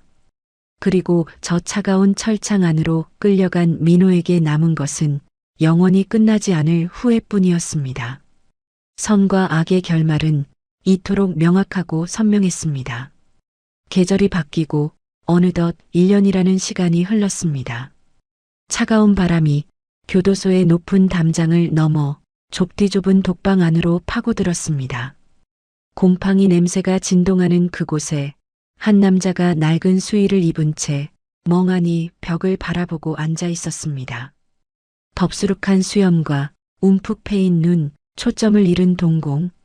1년 전 법원 앞에서 돈을 뿌리며 떵떵거리던 그 기세등등했던 강민호의 모습은 온데간데 없었습니다. 꼬르륵. 민호의 배에서 허기진 소리가 요란하게 울렸습니다. 배식 시간이 지났지만 민호는 밥을 제대로 먹지 못해 식판을 이미 반납한 상태였습니다. 바닥을 내려다보던 민호의 눈에 식판을 비우다 흘린 말라비틀어진 밥풀 몇 알이 들어왔습니다. 민호가 주위를 살피더니 재빠르게 기어고 밥풀을 주워 입에 넣었습니다. 배고파. 밥풀을 씹으며 민호의 눈에서 눈물이 핑 돌았습니다. 처량하기 짝이 없는 신세였습니다. 지난 1년 동안 가족들은 물론이고 사랑을 속삭이던 내연녀 유라조차 단 한 번도 면회를 오지 않았습니다. 철저하게 버림받은 고립감, 그것이 감옥 생활보다 더 민호를 괴롭혔습니다. 나쁜 년. 돈 떨어지니까 뒤도 안 돌아보고 가더니 내가 여기서 썩어가는 동안 넌 밖에서 잘 먹고 잘 살고 있겠지? 으흐흑. 민호가 무릎에 얼굴을 파묻고 서럽게 울먹였습니다. 그때 철문 밖에서 교도관의 목소리가 들려왔습니다. 503번, 나와. 휴게 시간이다. 철문이 열리고 민호가 비틀거리는 걸음으로 밖으로 나왔습니다. 공용 휴게실에는 이미 다른 수감자들이 모여 텔레비전을 시청하고 있었습니다. 민호는 구석진 자리에 쭈그리고 앉아 멍하니 화면을 바라보았습니다. 화면에서는 화려한 행사장의 모습이 생중계되고 있었습니다. 네, 지금 현장은 KG그룹 창립 기념식이자 박지훈 회장의 취임 1주년 기념식장입니다. 지난 1년간 파격적인 경영으로 그룹을 재계 서열 3위까지 끌어올린 박지훈 회장이 단상에 오르고 있습니다. 저거 민호의 눈이 휘둥그레졌습니다. 화면 가득 눈부신 조명을 받으며 걸어 나오는 여자. 세련된 정장을 입고 자신감 넘치는 미소를 짓고 있는 그 여자는 바로 자신의 전 아내 지훈이었습니다. 민호는 숨이 턱 막혀왔습니다. 1년 전 자신이 버렸던 그 초라한 여자가 맞는지 눈을 비비고 다시 봐도 믿기지 않았습니다. 와, 저 여자 진짜 대단하다. 그러게 말이야. 저런 마누라 얻은 남편은 전생에 나라를 구했나 봐. 옆에 있던 수감자들이 부러움 섞인 탄성을 내뱉었습니다. 그 말은 비수가 되어 민호의 가슴을 후벼 팠습니다. 전생에 나라를 구하기는커녕 제 발로 복을 걷어차고 지옥으로 기어들어온 놈이 바로 여기 있는데 말입니다. 화면 속 지훈이가 마이크 앞에 섰습니다. 존경하는 임직원 여러분, 그리고 국민 여러분. 지난 1년은 저에게 도전과 실현의 시간이었습니다. 하지만 여러분의 믿음 덕분에 우리는 더 높이 비상할 수 있었습니다. 지훈이의 목소리는 힘이 있었고 눈빛은 총기로 반짝였습니다. 민호는 텔레비전 속 지훈이와 눈이 마주친 것 같아 황급히 고개를 숙였습니다. 부끄러움과 후회가 해일처럼 밀려왔습니다. 지훈아, 내가 잘못했다. 내가 미친놈이었어. 그때 너한테 그렇게 하는 게 아니었는데. 민호가 가슴을 치며 흐느꼈지만 돌아오는 건 옆 사람의 핀잔뿐이었습니다. 아저씨, 시끄러워요. 안 들리니까 조용히 좀 해요. 민호는 입을 틀어막고 새어나오는 울음을 삼켜야 했습니다. 화면 속의 지훈이는 저렇게 빛나는데 자신은 감옥 바닥에서 밥풀이나 주워 먹는 벌레만도 못한 신세가 되었다는 사실이 견딜 수 없이 고통스러웠습니다. 한편 행사를 성공적으로 마친 지훈이는 화려한 연회장 대신 도심 외곽에 있는 보육원으로 향했습니다. 명예회장인 아버지와 함께였습니다. 지훈이는 비싼 정장 대신 편안한 앞치마를 두르고 아이들에게 따뜻한 국밥을 퍼주고 있었습니다. 자, 많이 먹어라. 뜨거우니까 호호 불어서 먹고. 감사합니다, 회장님. 아이들의 맑은 미소를 보며 지훈이의 얼굴에도 행복한 웃음꽃이 피었습니다. 10년 전 자신도 부모를 잃고 외로웠던 시절이 있었기에 아이들의 마음을 누구보다 잘 알았습니다. 명예회장이 흐뭇한 표정으로 지훈이의 어깨를 두드렸습니다. 우리 딸, 이제 진짜 회장님 다 됐구나. 회사 일도 바쁠 텐데 여기까지 와서 봉사도 하고. 아버지가 가르쳐 주셨잖아요. 진정한 부자는 가진 것을 나누는 사람이라고요. 저 지난 10년 동안 가난하게 살면서 배웠어요. 따뜻한 밥 한 끼가 사람에게 얼마나 큰 위로가 되는지. 지훈이가 김이 모락모락 나는 국밥 그릇을 아이의 손에 쥐어주었습니다. 그 따뜻한 온기가 지훈이의 마음까지 훈훈하게 데워주었습니다. 민호와 살 때는 느껴보지 못했던 진정한 체험과 행복이었습니다. 과거의 상처는 아물고 그 자리에 단단한 굳은 살이 박혀 지훈이를 더 강하고 따뜻한 사람으로 만들었습니다. 그날 밤 일정을 모두 마친 지훈이가 강물이 내려다 보이는 자택으로 돌아왔습니다. 탁 트인 통유리 창밖으로 도시의 불빛이 별처럼 반짝이고 있었습니다. 지훈이는 편안한 옷으로 갈아입고 창가에 앉아 붉은 포도주 한 잔을 따랐습니다. 향긋한 포도주 향이 피로를 씻어주는 듯 했습니다. 똑똑. 그때 김 보좌관이 조심스럽게 다가왔습니다. 그의 손에는 꼬깃꼬깃한 편지 봉투 하나가 들려 있었습니다. 보낸 사람의 이름에는 수감번호 503번 강민호라고 적혀 있었습니다. 회장님, 교도소에서 편지가 왔습니다. 강민호 씨가 보낸 것 같습니다. 어떻게 할까요? 지훈이가 포도주 잔을 내려놓고 편지 봉투를 쳐다보았습니다. 봉투 겉면만 봐도 민호가 어떤 내용을 썼을지 짐작이 갔습니다. 구구절절한 변명, 비굴한 용서, 그리고 결국엔 돈을 좀 달라는 뻔한 내용일 게 분명했습니다. 지훈이의 표정에는 단 1초의 망설임도 없었습니다. 김 보좌관, 네, 회장님, 버리세요. 뜯을 필요도 읽을 가치도 없습니다. 지훈이의 목소리는 차분했지만 단호했습니다. 김 보좌관이 고개를 끄덕이며 편지를 그대로 휴지통에 넣었습니다. 툭! 편지가 쓰레기통 바닥으로 떨어지는 소리와 함께 지훈이와 민호의 질긴 악연도 영원히 끊어졌습니다. 지훈이는 다시 포도주 잔을 들고 창밖의 야경을 바라보았습니다. 지난 10년은 악몽이 아니라 나를 성장시킨 수업료였어. 이제 내 인생은 오로지 나를 위해 빛날 거야. 지훈이가 잔을 들어 밤하늘의 달을 향해 건배했습니다. 붉은 포도주가 달빛을 받아 보석처럼 영롱하게 빛났습니다. 지훈이의 입가에 평온하고 아름다운 미소가 번졌습니다. 그것은 승리자의 미소가 아니라 진정한 자유를 얻은 사람만이 지을 수 있는 평화의 미소였습니다. 반면 차가운 감옥의 독방 안, 민호는 자신이 보낸 편지가 읽히지도 않고 버려진 줄도 모른 채 잠을 이루지 못하고 뒤척이고 있었습니다. 딱딱한 마룻바닥의 냉기가 뼛속까지 파고들었습니다. 민호가 웅크린 몸을 떨며 허공을 향해 중얼거렸습니다. 지훈아, 보고 싶다. 따뜻한 밥 한 끼만. 제발 한 번만. 하지만 대답해주는 이는 아무도 없었습니다. 오직 싸늘한 정적만이 민호의 곁을 지킬 뿐이었습니다. 민호의 눈에서 흐른 후회의 눈물이 차가운 바닥을 적셨습니다. 그러나 이미 엎질러진 물이었고 떠나간 버스였습니다.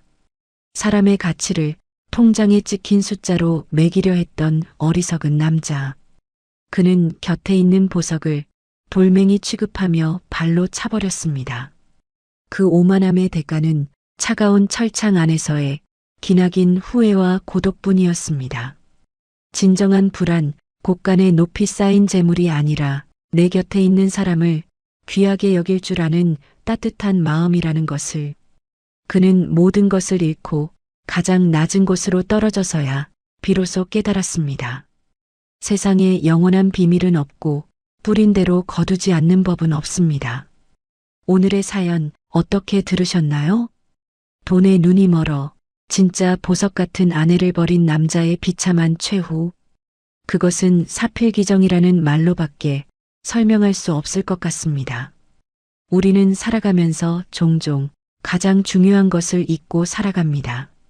눈앞의 이익을 쫓느라 정작 나를 지켜주는 사람의 소중함을 놓치고 마는 것이죠. 하지만 민호의 눈물처럼 떠나간 버스는 다시 돌아오지 않고 엎질러진 물은 다시 담을 수 없습니다. 진정한 부자란 많은 재물을 가진 사람이 아니라 따뜻한 밥 한 끼를 함께할 수 있는 가족이 곁에 있는 사람이라고 합니다. 익숙함에 속아 내 곁에 있는 소중한 사람에게 상처를 주고 있지는 않은지 잠시 돌아보는 시간이 되셨으면 좋겠습니다. 지금 여러분의 곁을 지키는 그 사람이 세상 무엇과도 바꿀 수 없는 가장 큰 재산이니까요. 오늘 밤 여러분의 곁에 있는 사람은 누구입니까? 그 사람이 바로 여러분의 인생을 빛내줄 가장 큰 행운일지도 모릅니다. 이야기를 끝까지 들어주신 분이 계시다면 잘 들었다고 댓글 하나만 남겨주세요. 사연TV는 오늘 하루도 여러분의 마음에 사랑과 행복이 가득하길 바랍니다. 감사합니다.